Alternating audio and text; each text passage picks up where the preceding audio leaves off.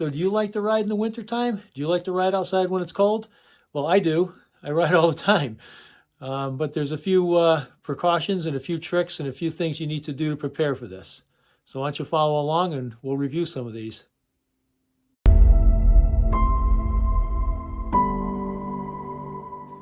So my base layer is just going to be a long sleeve shirt, long sleeve t-shirt. And I make sure it's tucked in the back so we get no wind blowing down your back of your pants. And then a nice pair of winter riding pants with a chamois, and typically a heavier pair of socks. These are heavier than I normally wear, but they still fit inside the shoes comfortably. I do have heavier socks, but they don't fit inside the shoes very well. So this is what I use as my base layer. So layering up, I like to use as an intermediate layer a light jacket. Got this nice breathable light jacket. I'll put this on, then I'll follow it up with a neck gaiter, and I'll get that in around the collar before I zip it up. And then we'll pop on a balaclava over top of everything. And then the very last thing I'll do is I'll put my windproof, waterproof jacket on over top of everything else. So that's 3 layers, a neck gaiter and a balaclava. And that's usually what I wear when it's below freezing. If it's above freezing, I won't wear the balaclava. Maybe I'll put a lighter intermediate jacket on. But for the most part, I mean, you just want to dress how you feel warm when you're riding. If it's going to be really, really windy, I'll wear all three layers. But that's how I'll prepare for today's ride, and I should be okay. So here I am with the intermediate jacket on. This is a light jacket I'll wear in the spring, but in the wintertime I'll use it as my intermediate layer. And I've got my neck gaiter on, and I'll zip this up to keep the wind from blowing on my throat, especially when you're down on the bars. That'll come right in. But this is a nice jacket. It's nice and light. It's thin, and it gives me good movement underneath my final jacket. Okay, so now I've got the balaclava on. I put my final jacket on. This is a waterproof, windproof, light winter jacket. I'll get this zipped up. I'll get it up close to my neck, and this is going to protect me really well. I'm going to stay nice and warm like this.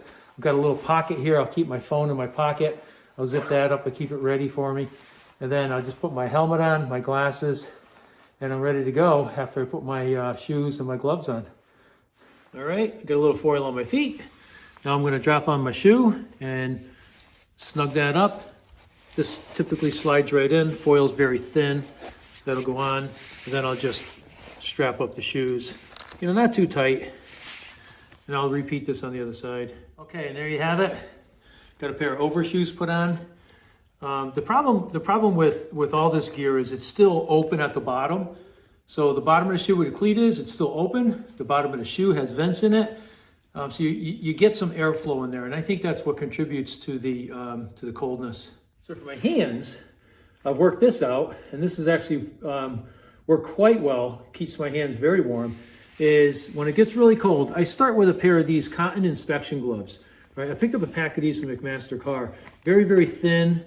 It gives you another layer, and then I put these on, and then over those I'll put the standard gloves. And then when it's really cold, like today, I'll put a pair of these mittens that have the the fingerless mittens that just can always close over the top.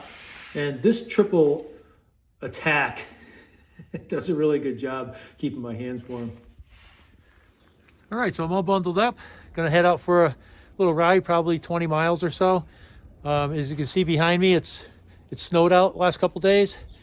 I'm going to use the Salsa Cutthroat today.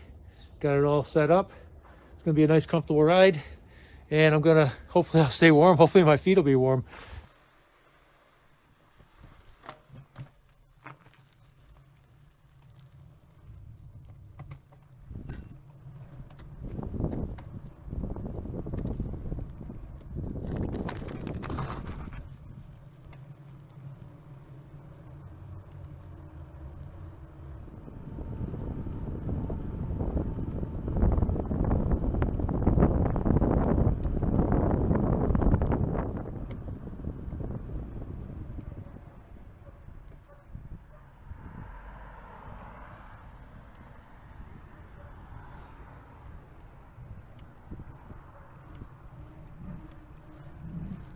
So it looks like the ski area is enjoying the nice cool weather.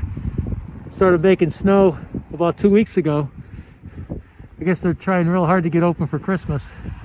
But yeah, it's nice down here. Looks like they're almost ready to ski on a couple of the slopes now.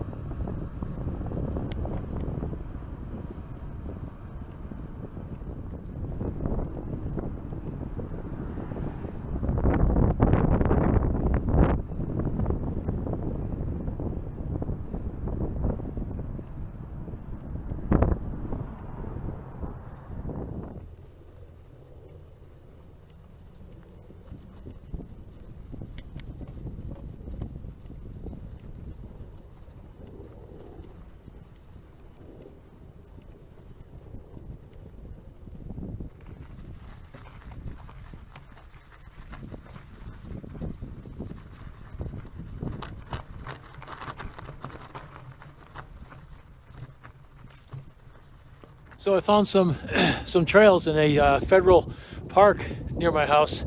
It's pretty nice back here. The boardwalk you see here, that was a little bit treacherous to go on because it was pretty slippery and frozen. But yeah, they got this nice trail out here in the woods. It's beautiful for mountain biking. It's perfect for the Salsa Cutthroat that I'm on today. So here's the Cutthroat. I mean, this bike's in its element today. You know, there's this couple sections of road riding I had to go on just to get here. But then once I'm here, you know, to ride through the single track with the snowpack, I mean, this bike just does a great job. I really like this bike. This is my go-to bike in the off season or when I'm doing some gravel rides and gravel races.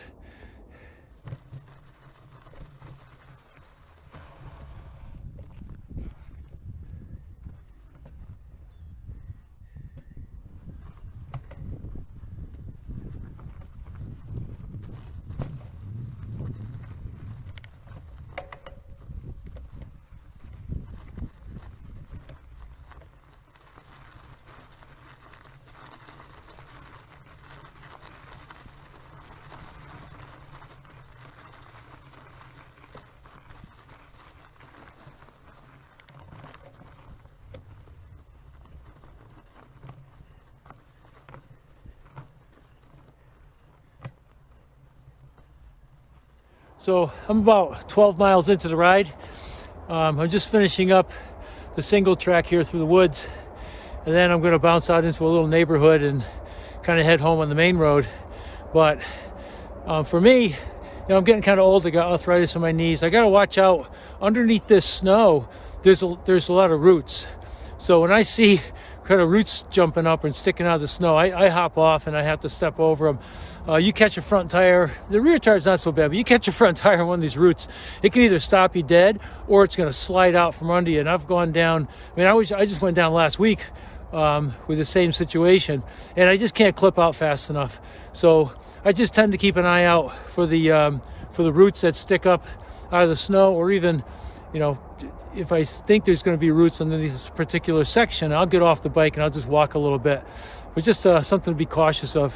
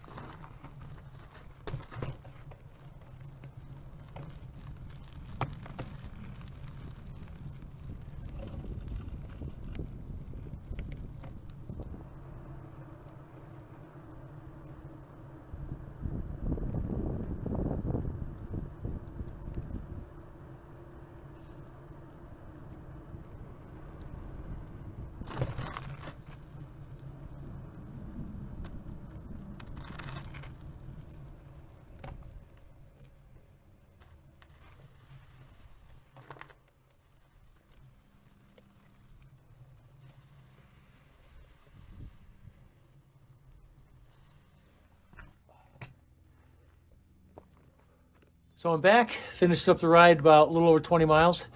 My toes did stay warm. I think adding the overshoes made the difference today. It was a little bit, it felt a little warmer out because the sun was shining on me.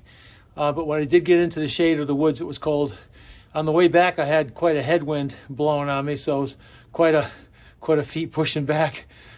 But all in all, it's a pretty nice ride.